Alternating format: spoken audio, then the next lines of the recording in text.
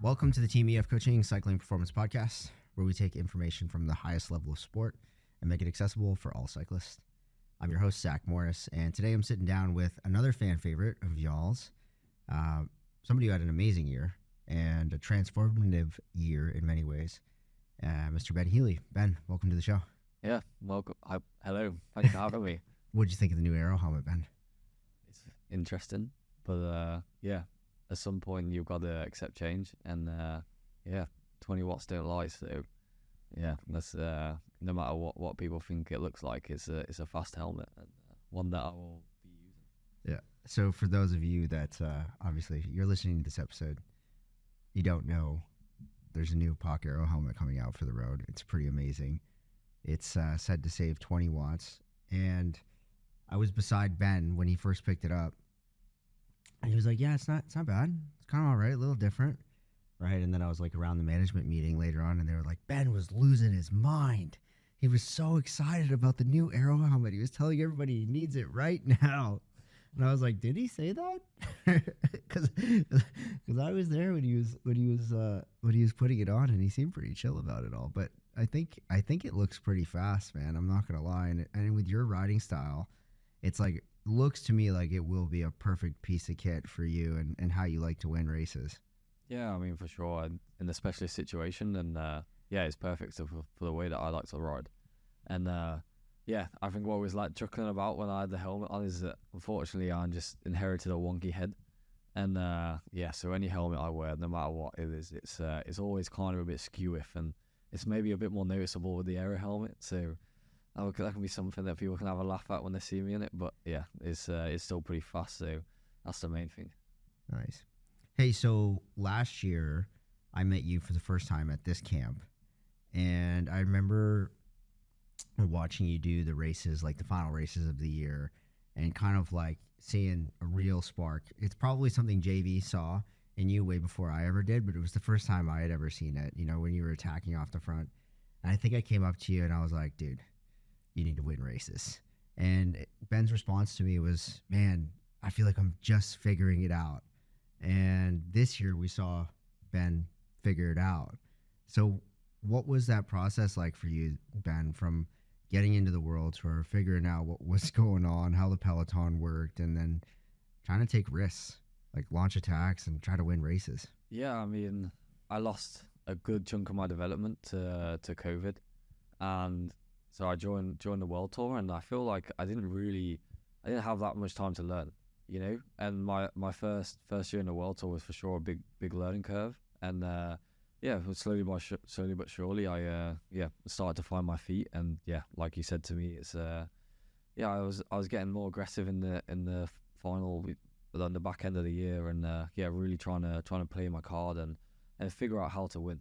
And I think that's the main takeaway I got from my first year was how I can win, and yeah, what I needed to do to put myself in the position to be able to do that. And yeah, that's for sure can attribute some of that to why I performed so well this year, because yeah, I had that chance to learn in my first year and really took away the lessons and applied them. And yeah, that's what just worked out well for me. How hard was the World Tour, your first races? Do you remember what it felt like?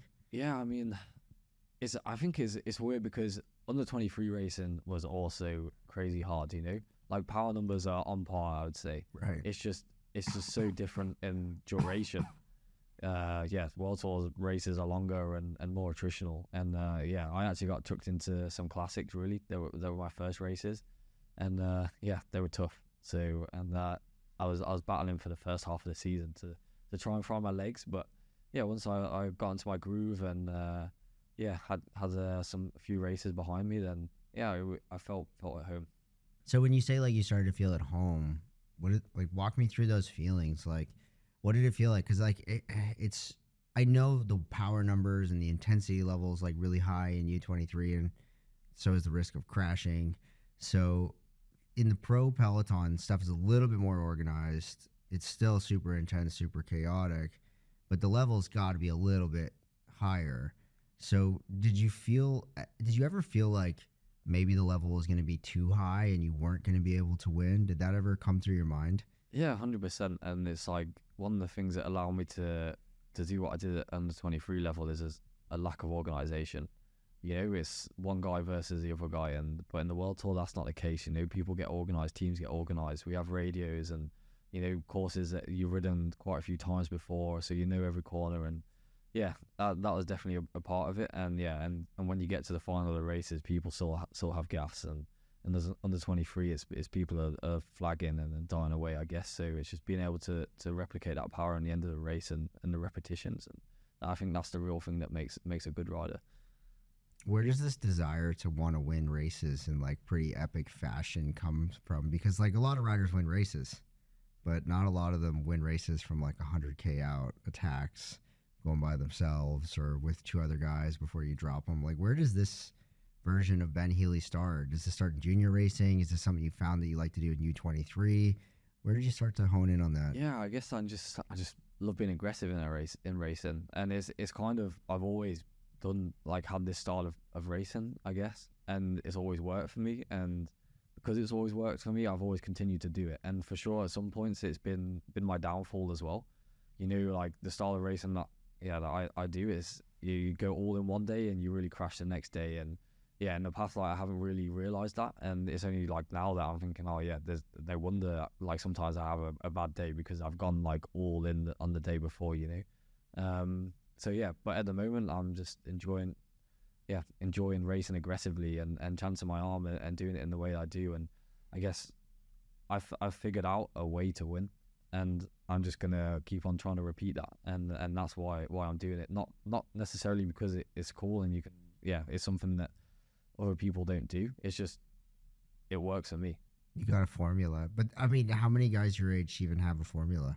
They get into the World Tour and they're like, oh man, this is tough, right? And I think we've seen a few different years now where strong riders have come into the World Tour.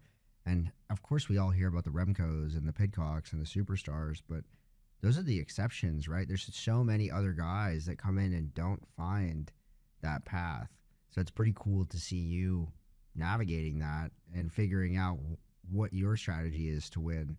And the one of the questions I wanted to ask you is, now that you know how to win at the highest level, is there anything you're like really wanting to work on, really wanting to develop in your skill set that you feel like will give you just another little edge in your overall tool set as a rider? Yeah, well, for sure I can become more calculated. That's something that I'm always thinking about. But yeah, for me, it's a process of trial and error and just trying to expose myself to as many different situations as possible. And just like off the top of my head, for example, the Giro, I was super keen on stage 4 this year, and you know that I was too keen. But I'll always remember that I was too keen that day, and I had great legs, and yeah, I threw it away because everyone was watching me because I showed that. And yeah, just all these little lessons and all these little things you learn in each race, you know, that's something that I'll take with me, and that means I'll grow as a rider. And yeah, there are a couple of other low-hanging fruit, you know, is sprint. I think everyone's seen that. I can't take anyone to the line. So but that's also a balance of, you know, do I improve my sprint and then take away from what I'm good at? So it's a fine line to see, what you can improve. And yeah, also in the heat, I'm also not so great. So yeah, there's quite a few things still that I can always still improve on. Have you been hitting the gym? Yeah, I tried to a little bit. Not too focused on it because honestly, it's something that I don't enjoy. Right. I just I get done what I need to get done, but it's something that I probably need to work on a bit more to improve my sprint. But yeah, what it comes down to, I enjoy racing my bike, and I do it because I enjoy it. Right. And the gym, if I'm not enjoying it, then I find it hard to get motivated for it, honestly. 100%. You know, it's interesting for all the listeners. I was chatting with Ben yesterday on a ride. We went out for a couple of hours with our guests from the camp here, and I was actually kind of surprised to learn that Ben was really just into the riding side of it.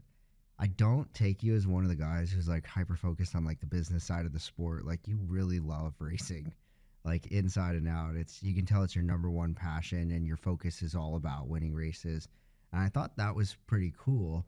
And one of the things that we had kind of uncovered in our conversation is that you still have a lot of areas to improve. Like, you're really, as good as you are, you're still not like fully peaked out right? Like you haven't gone 100% in on the nutrition and really done every single thing you can to like optimize that performance. And we were talking a little bit about it, but I'd like for you to maybe share that perspective with the audience is, how you're doing that to stay fresh, and you know that you have that future ahead of you whenever you really want to turn it on and really refine all of the details so you could do something like go for a grand tour or something of that nature. Yeah, so for me at the moment, it's just a process of doing what I enjoy. And it's been like, the question's been asked, can I do a GC, or, am I going to just go for stages or this and that? And it's like, I think for sure in the future, that is something that I'd really like to focus on, a GC.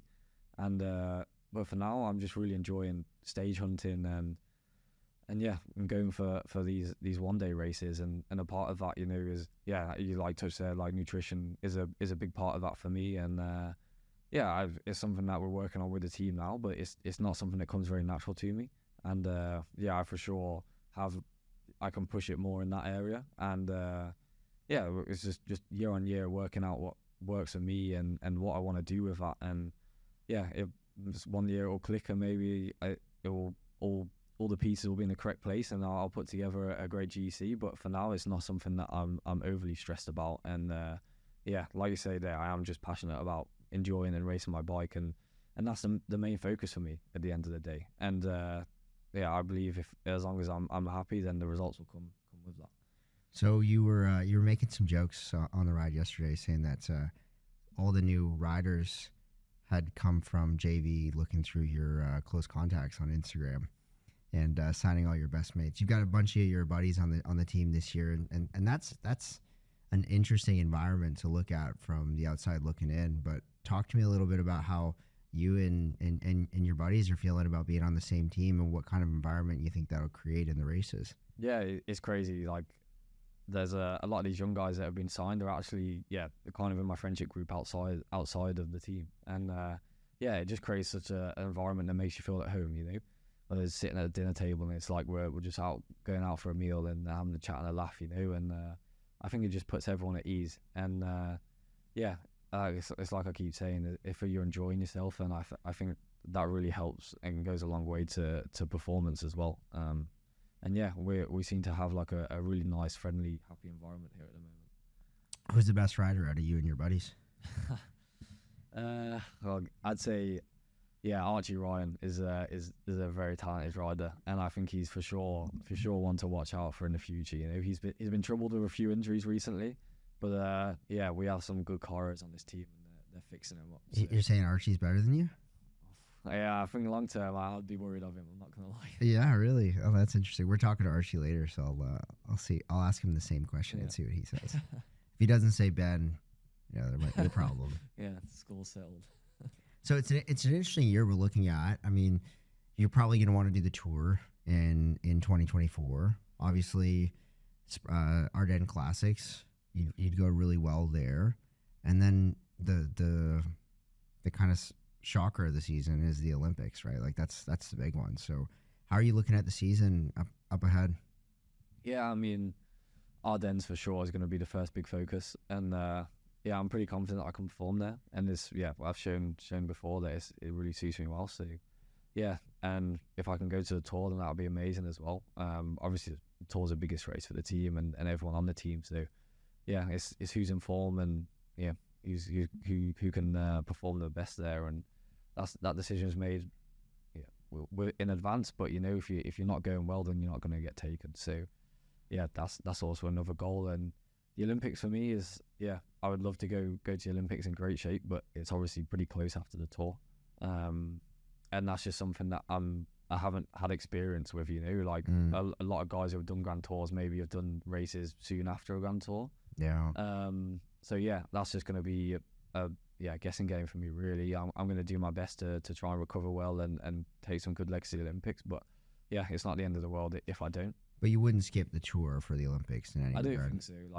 I would obviously the Olympics is always a really open race with the small peloton, but this year I wouldn't say it's a course that I look at and go, this is all for me. I mean, for sure I have an opportunity there because I think it is going to be an open, aggressive race, but I think this year I would like to prioritize the tour of the Olympics.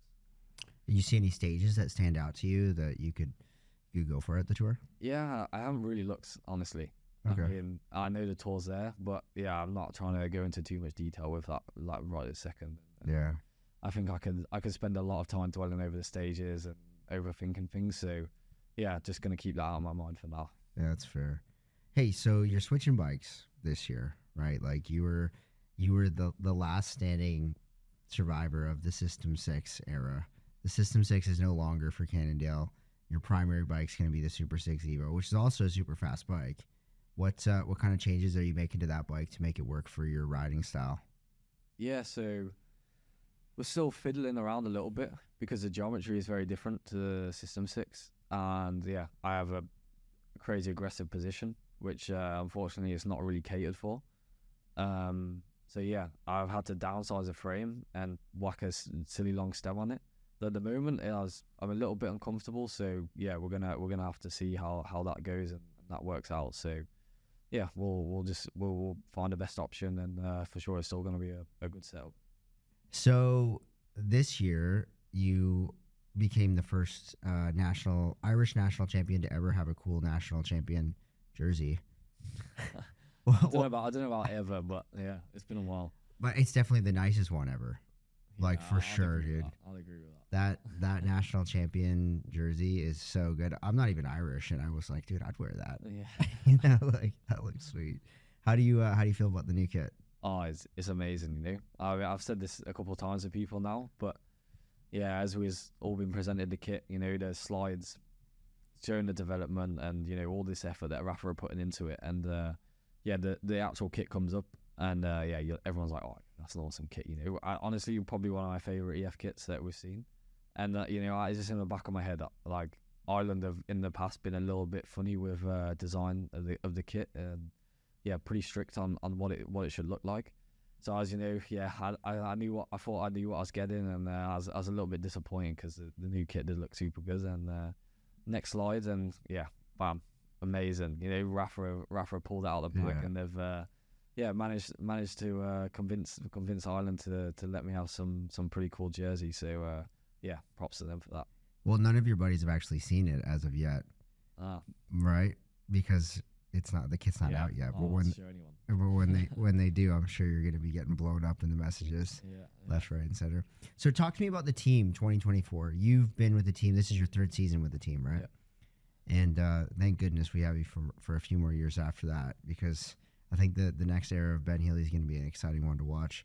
But how have you seen the team evolve since when you came here, and how are you feeling about the team going into this next season? Yeah, I mean, when I first joined, I think the team was still really recovering from COVID. Obviously, yeah, being a travel company, they were hit especially hard. And yeah, and then also that first year, we were really fighting for points. And that was just, I think it took a real big toll on everyone, and the stress. And, you know, that was a do or die situation for us. And I think that really kickstarted a process of, you know, we need to improve. We can't stagnate, and yeah, step up as a team. And I think that made everyone step up, not just the riders, but the staff and just absolutely everyone involved, you know. And I think, yeah, this year feels better again. So I think everyone's really, really moving forward as an organisation. And yeah, I think it's only going to go up from here. Nice. I think I'm really looking forward to it. With the addition of like Rui Costa, he's a rider you could really play off of in some tough races. That'll be good. Obviously, Carapaz.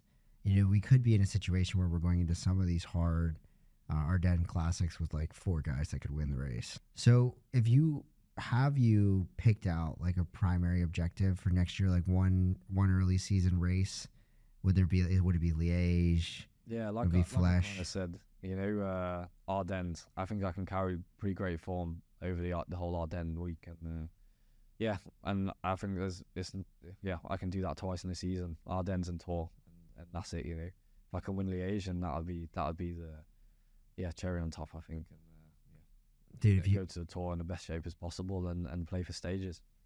if you win Liège, like I might not get a Ben Healy tattoo, but I might make somebody around me get a Ben Healy tattoo. Around you, not committing to it yourself. All right, Ben, that's all we have time for today, bro. Thanks so much for coming on to the podcast, and we're all really looking forward to seeing how you do next year. Yeah, thanks for having me.